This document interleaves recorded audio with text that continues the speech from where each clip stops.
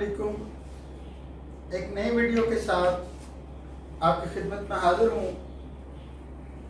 आज की वीडियो के अंदर हम लोग डिस्कस करेंगे कि किस तरह आप अपने स्कूल को, अपने इदारे को ब्रांड बना सकते हैं और वो कौन कौन से ऐसे एलिमेंट्स हैं कि जिससे आपका इदारा वाकई ब्रांड बन सकता है। तो आइए आज की इस वीडियो के अंदर वो चीज़ें सीखें। आप नोट करते जाएं, साथ साथ स्क्रीन पर भी आ रहा है। सबसे पहली चीज जो किसी भी इदारे को ब्रांड बना सकती है वो स्कूल का विजन और मिशन स्टेटमेंट है। आपका विजन क्या है? ये विजन खिदमत खलक भी हो सकता है, ये विजन पैसे कमाना भी हो सकता है, ये विजन कैरेक्टर बिल्डिंग भी हो सकता है।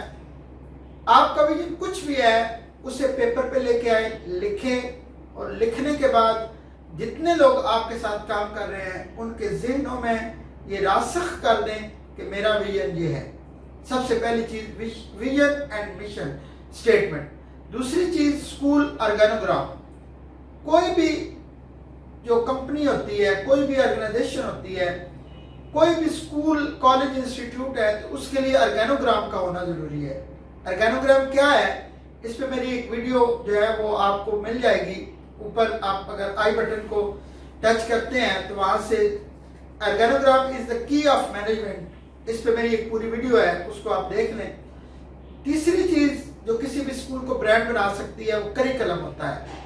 यहाँ पर हम में से बहुत सारे लोग यहाँ पे मैं समझता हूँ वो चूक जाते हैं, भूल जाते हैं और कोई सस्ता सिलेबस उठा के, कोई सस्ता करिकुलम उठा के अपने स्कूल्स के अंदर, जिसके अंदर मार्जिन बहुत ज्यादा होता है, उसे इम्प्लीमेंट कर देते हैं। याद रखिए, उससे आप वक्ती तौर पर पैसे तो बचा लेंगे मगर आप अपने इदारे को ब्रांड नहीं बना सकते। करिकुलम उठाते हुए, करिकुलम को चूज करते हुए एक छोटा सा फॉर्मूला, इस पे मैं इंशाल्लाह पूरी एक वीडियो भी बनाऊंगा, लेकिन एक छोटा सा फॉर्मूला आप अपने ज़हन में रख लें कि करिकुलम सिर्फ और सिर्फ उसका चूज करें जो आपके नेशनल करिकुलम के अकॉर्डिंग हो।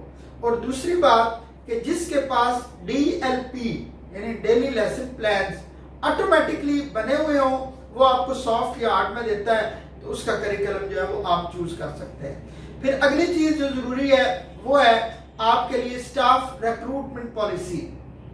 How to recruit, how to hire the staff and how to fire the staff. ये हायरिंग एंड फायरिंग पॉलिसी आपके पास ऑलरेडी हो और जब आप एग्रीमेंट करते हैं स्टाफ के साथ तो उसके ऊपर ये चीजें लिखी हुई होनी चाहिए। फिर इसके अंदर एक और चीज जो आती है वो आती है एनुअल इंक्रीमेंट। आप हर साल बेशक थोड़े थोड़े पैसे करके बढ़ाएं लेकिन हर साल स्टाफ की इंक्रीमेंट लगाएं। इसके ऊपर कुछ कीज भी बनाई जा सकती हैं, कुछ इंडिकेटर्स भी बनाए जा सकते हैं, उसके लिए फिर हमें एक अलग वीडियो की जरूरत है। फिर टीम बिल्डिंग की आपके पास क्या पॉलिसी है, यानी ये इसी में आएगा, हायरिंग एंड फायरिंग के अंदर आएगा कि क्या आप टीम बिल्ड कर रहे हैं या नहीं कर रहे। फिर उसके बाद टीचर्स की वेलफेयर के लिए आपके पास क्या प्लान है। इसी तरह टीचर्स को लोन्स की जरूरत होती है, उस पे आपका क्या प्लान है। इसी तरह फिर टीचर्स को छुट्टियों की जरूरत होती है, उस पे आपका क्या प्लान है। इसके बाद फिर अगला जो हमारी स्टेटमेंट होती है वो है examination policy, examination and evaluation about student, यानी उनके जितने भी एग्जाम आपने लेने हैं उनकी इवैल्यूएशन का क्या तरीकाकार होगा। आप जब पेपर बनाते हैं तो उसके अंदर टेबल ऑफ स्पेसिफिकेशन कैसे बनाते हैं, ये सारी की सारी चीजें ऑलरेडी आप लोगों की तैयार होनी चाहिए। फिर उसके बाद आपके स्कूल में कैरेक्टर बिल्डिंग के ऊपर क्या पॉलिसी है। कैरेक्टर बिल्डिंग याद रखिए, हम बतौर जो है मुस्लिम भी देखते हैं और नॉन मुस्लिम भी देखते हैं। कैरेक्टर बिल्डिंग जो है वो मुआशरे के लिए जरूरी होता है। दीन उसके लिए हमें तरीकाकार सिखाता है, लेकिन मुआशरती जिंदगी के लिए कैरेक्टर बिल्ड किया जाता है। तो आपने क्या देखना है कि मेरे स्कूल की पॉलिसी कैरेक्टर बिल्डिंग के हवाले से क्या है। फिर एनुअल एजुकेशनल कैलेंडर, पूरे साल का आपके पास कैलेंडर होना चाहिए। कब आपने शुरू किया, कब कब आपने एग्जाम लेने हैं, कब आपने एंड करना है, इसके ऊपर पूरा एक एनुअल कैलेंडर की जरूरत है। फिर एनुअल एक्टिविटी चार्ट, तो पूरे साल के अंदर क्या क्या एक्टिविटीज होंगी उसके ऊपर एक पूरा चार्ट आपके इदारे के अंदर मौजूद होना चाहिए। फिर स्कूल इवैल्यूएशन फॉर्म्स है, بہت سارے فارمز اس کے لیے ضروری ہوتے ہیں. مثال کے طور پر آپ کو بچوں کی ڈیلی ڈائری کی اسسمنٹ کے لیے، ایویلویشن کے لیے فارم چاہیے. آپ کو ٹیچرز کو ایویلویٹ کرنے کے لیے فارم چاہیے. آپ کو وائس پرنسپل کو ایویلویٹ کرنے کے لیے، ایڈمن کو ایویلویٹ کرنے کے لیے. اس کے بعد باقی جتنا آپ کا سٹاف ہے وہ ہے ٹیچنگ سٹاف ہے یا نان ٹیچنگ سٹاف ہے، اس کو ایویلویٹ کرنے کے لیے آپ کے پاس بہت سارے فارمز کی ضرورت ہوتی ہے. پھر اس کے بعد ایڈمیشن پالیسی کیا ہے آپ کے ادارے کی، آپ فی کو کس طرح کنسیشن دیتے ہیں، اس کے اوپر ایک پوری پالیسی کی ضرورت ہے. اگر ایک گھر کے 3 بچے پڑھتے ہیں اس کے لیے پالیسی کیا ہوگی، اگر 2 بچے پڑھتے ہیں ان کی فی پالیسی کیا ہوگی، آپ کس کلاس میں کس ایج کا بچہ لیتے ہیں، یہ ایڈمیشن پالیسی کے اندر ہونا چاہیے. سم ٹائم ہمارے پرائیویٹ سکولز میں جو بچے بڑے برائٹ ہوتے ہیں، بڑے اچھے ہوتے ہیں، وہاں پہ ایک مسئلہ آتا ہے کہ والدین کا مطالبہ ہوتا ہے کہ یہ بچے کو ایک کلاس کراس کروا دیں. یہ عموماً چھوٹے سکولز میں ہوتا ہے، بڑے سکولوں میں تو خیر ایسا نہیں ہوتا. وہ تو لوگ جو ہے وہ ان کا جو مینٹل لیول ہے وہ ایسے ہی آپ کہہ لیں کہ اچھا ہوتا ہے. لیکن ہمارے پاس یہ مسئلہ بڑی شدت کے ساتھ آتا ہے، تو اس کے اوپر آپ اپنی پالیسی بنا دیں. پھر اس کے اوپر فائدہ ہوتا ہے یا نقصان، یہ ایک الگ میٹر ہے. پھر اس کے بعد اسکول ایڈورٹیزمنٹ، ہر سال اسکول کو ایڈورٹائز کریں، ہر سال پیمفلیٹ بنوائیں، ہر سال اس کے ایڈورٹیزمنٹ کے لیے ایک پلان بنائیں. پھر اس میں برانڈنگ آپ کی تب بنے گی جب آپ کا اشتہار ایک جیسا ہوگا، ایک ہی طرح کا بنے گا. جب آپ کی کوئی کلر سکیم ہوگی، کون سی کلر سکیم، آپ کی اسکول کی کلر سکیم، آپ کے پیمفلیٹس کی کلر سکیم، آپ فلیکسز بنواتے ہیں ان کی کلر سکیم. اگر آپ کے پاس یہ ساری چیزیں موجود ہیں، اور اس ضمن میں ایک چیز ضرور یاد رکھیے گا کہ آپ کے اسکول کا لوگو ہونا چاہیے. آپ ٹائم پر ٹائم اس کو بدلتے رہیں، یہ ضروری نہیں ہے پہلے سال ایک بنایا یا 2 سال وہ چلا، بعد میں امینڈمنٹ کی ضرورت پڑی تو پہلے کو باقی رکھنا ہے. کہاں پہ؟ پیپرز میں.